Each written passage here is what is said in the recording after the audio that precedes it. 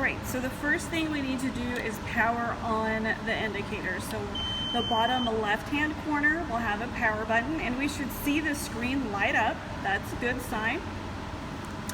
So we can see that channel 1 is reading, and then we see channel 2 says off screen, channel 3 says off screen.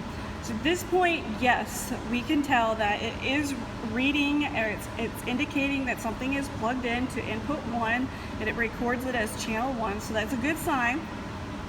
What we can do here is we will need to go in and change some readings. So from the diagram on the lid of our indicator, it told us this is a full bridge system. So we need to go in and change that. So we can do that by using this bridge button, okay? On the left-hand side of the indicator, there's a series of buttons. It should be the second button from the top. You will push this button, and this is where we can see that so we've got channel 1, channel 2, channel 3, channel 4. So we definitely want to be on channel 1.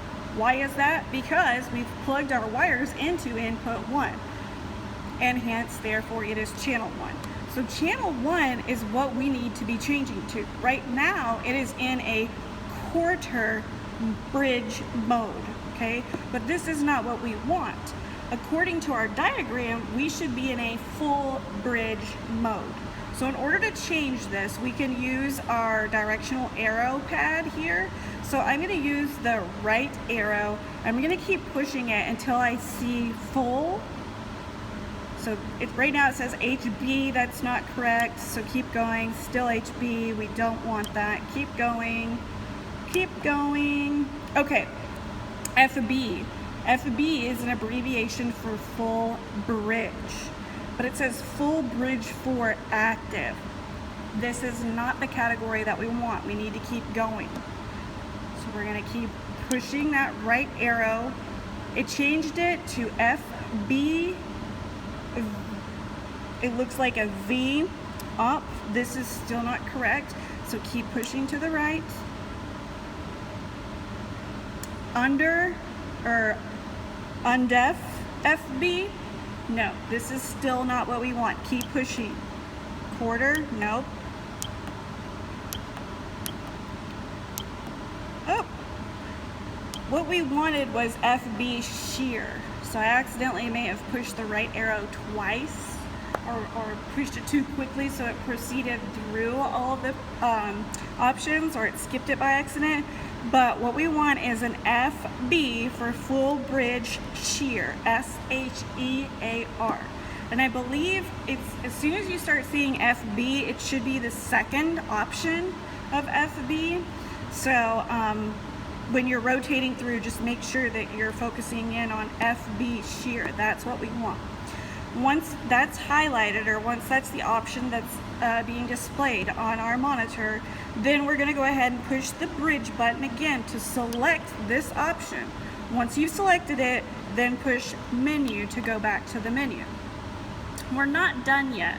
Because this system is full bridge, we need to go ahead and change our units, because our units are going to be measured in some volts. So in order to change the units or the scaling, we're going to click on K. K is GF/scaling. This option is on the left-hand side of our indicator. It should be the third option from the top. You'll select that. Then you can see channel 1. This is correct because we're using input 1. We need to arrow down though, because what we're wanting to do is change, oh, that's too far, go back up. In the middle, there should be a line, a row that says units. This is what we're wanting to change. We're wanting to change this to MV/V.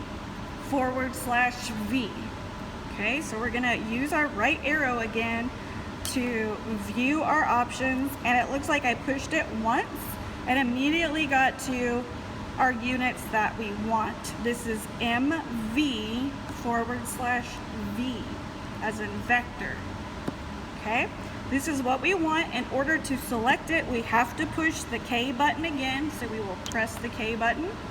And then to get back to the home screen, we press menu. So select menu.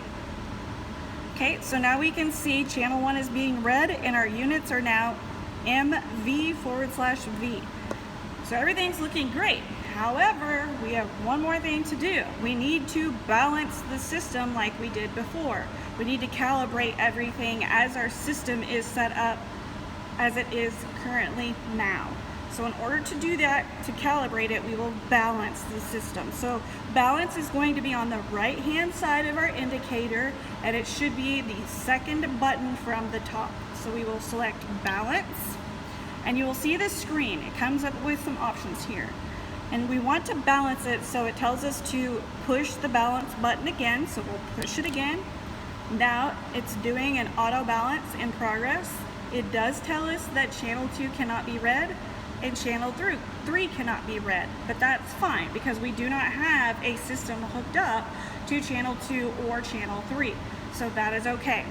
Lastly, it asks do we want to save our settings, and the answer is no, we do not need to save them. So we're just going to select menu, the menu button again, right? So this is close to 0, not quite, but we would like it to be as close to 0 as possible. If you're not comfortable with it, you can always balance again just to be on the safe side. I might go ahead and do that just to see if it changes anything. It could be due to a number of things. It could be it's experiencing some tension or torque between the way we screwed in our bolts or how our wood planks are positioned. But we will keep this number in mind when we're recording our data. So again, you can run a balance again, which I'll do just to be on the safe side. We want to balance it, so it's going to run.